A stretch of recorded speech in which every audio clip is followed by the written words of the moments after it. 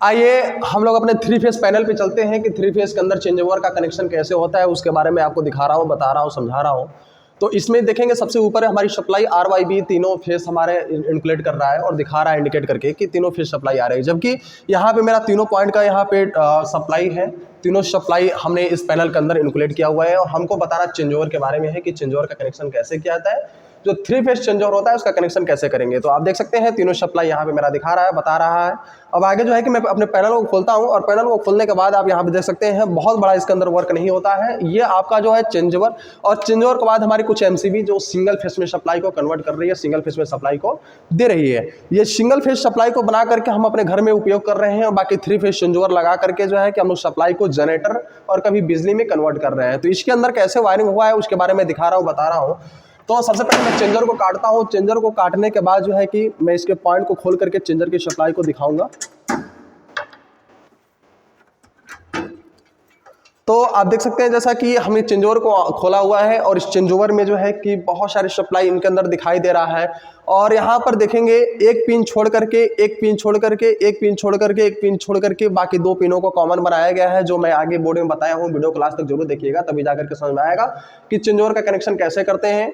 अब इसमें देखेंगे कि आपका जो है कि एक सिंगल पिन नीचे छूटा हुआ है, एक सिंगल पिन ऊपर छूटा हुआ है, एक ऊपर छूटा हुआ है, एक नीचे छूटा हुआ है। इस तरीके से हमारे 4 पॉइंट नीचे और 4 पॉइंट ऊपर हमारे छूटे हुए हैं।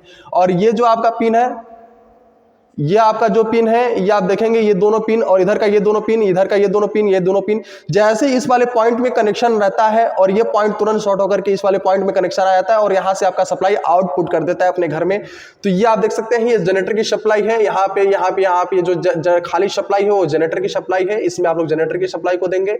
और इधर जो सप्लाई आपकी दी गई है आप देख सकते हैं RYB, तीनों फेस इधर से दिया गया है, न्यूट्रल यहाँ पर दिया गया है और इसी को सिंगल फेस में कन्वर्ट करने के बाद आपका जो है कि सप्लाई दिया गया है ताकि सप्लाई हमारी कट ऑफ हो तो दिखाए और बताए। तो आप देख सकते हैं। अब आइए बोर्ड पे चलते हैं और बोर्ड पे चल करके इसका कनेक्शन सीखते हैं कि इसका कनेक्शन कैसे किया जाता है। तो जैसा कि आप देख रहे हैं कि अब हम लोग बोर्ड पर आ गए हैं और बोर्ड पर हम लोग कनेक्शन कैसे करेंगे। आपका एक तरफ बिजली का पोल है, दूसरी तरफ आपका मोटर है। बिजली का मोटर और पोल, ये दोनों की सप्लाई को चेंज ओवर हम लोग कैसे आउटपुट करते हैं, अपने घर में कैसे करते हैं, इसको मैं समझा रहा हूँ, बता रहा हूँ। तो आप देखेंगे पोल पे आपका 3 फेस है, RYB और न्यूट्रल, जबकि जनरेटर में भी 3 फेस है, RYB और ये न्यूट्रल। इन दोनों की सप्लाई को हम लोग चेंज ओवर से एक बार बिजली की सप्लाई तो दूसरी बार जनरेटर की सप्लाई को बाहर निकालेंगे। इसमें क्या होगा, इसमें जो आपका अकेला पॉइंट है, जो खाली पॉइंट है, आप देख सकेंगे इसके अंदर 4 पॉइंट खाली है, 1 2 3 4। ऐसे ही आपका ऊपर भी होता है और ऐसे आपका नीचे भी होता है। और ये वाली जो पिन है जो ऊपर नीचे आई हुई है, ये आपका सारा पिन आपका कॉमन है, ये पिन आपका कॉमन है, ठीक है। अब क्या होता है, जब चेंज ओवर जब ऊपर की तरफ हम लोग टच करेंगे तो ये वाला पॉइंट यहाँ से निकल करके इसमें भी टच करता है, तो सप्लाई यहाँ से आपका आउटपुट करता है।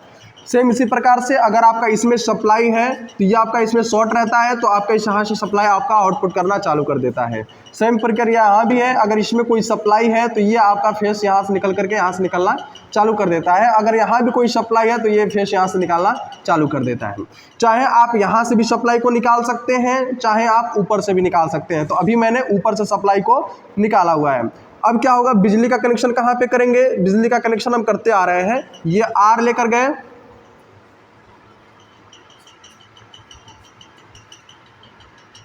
ये R की सप्लाई पहले पॉइंट में हमने दे दिया, फिर Y को लिया, सेम इसी प्रकार से जो है अपने Y को भी हम दे देंगे और ऐसे ही उठा लेंगे सप्लाई हम B पे दे देंगे और यहाँ पे आप न्यूट्रल दे देंगे।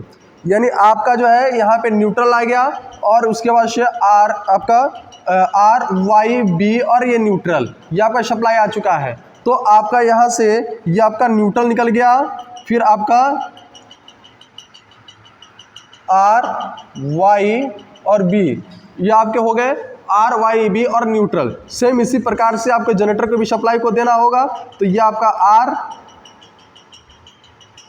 RYB और ये न्यूट्रल, न्यूट्रल के न्यूट्रल वाले सामने ये दोनों पॉइंट आपका न्यूट्रल का हो जाएगा, ये आपका दोनों पॉइंट B का हो जाएगा, ये दोनों पॉइंट Y का हो जाएगा और ये दोनों पॉइंट R का हो जाएगा। यानी RYB और न्यूट्रल, यहाँ पर भी है न्यूट्रल, यहाँ पर भी न्यूट्रल, यहाँ पर B, यहाँ पर B, ये आपका Y, ये आपका Y ये आपका Y और ये आपका R और ये आपका R, यानी RYB ऊपर बिजली का हमने दे दिया, RYB हमने नीचे न्यूट्रल जनरेटर का दे दिया, और यहाँ से RYB न्यूट्रल सप्लाई हम अपने घर में निकाल दिए। अब यहाँ से आप निकाल करके आप अपने घर में कनेक्शन कर सकते हैं। तो जिस प्रकार से इस बोर्ड में कनेक्शन किया गया है, ठीक उसी ही प्रकार से आपके चेंज ओवर में भी कनेक्शन किया जाता है। इसमें कोई बाउंडेशन नहीं होती है। एक चीज़ करने वाली बात ये हो जाती है कि इसमें जो भी पॉइंट है, जो स्क्रू होता है, स्क्रू को अगर आप कस रहे हैं तो टाइट कसें। अगर ढीला डाला होगा तो इसके अंदर शॉर्टिंग होगी, जब शॉर्टिंग होगी तो फॉल्ट हमारा हो सकता है। तो जो भी स्क्रू को कसना है, टाइट कसना है, कनेक्शन सेम इसी प्रकार से होता है। अगर आप लोग हमारे चैनल को सब्सक्राइब नहीं किए हैं तो सब्सक्राइब करके रखिए, बेल के आइकन को ऑल के ऊपर सेट करके रखिए, और वीडियो अच्छा लगे तो लाइक जरूर करिए और लोगों के पास में शेयर करिए। धन्यवाद।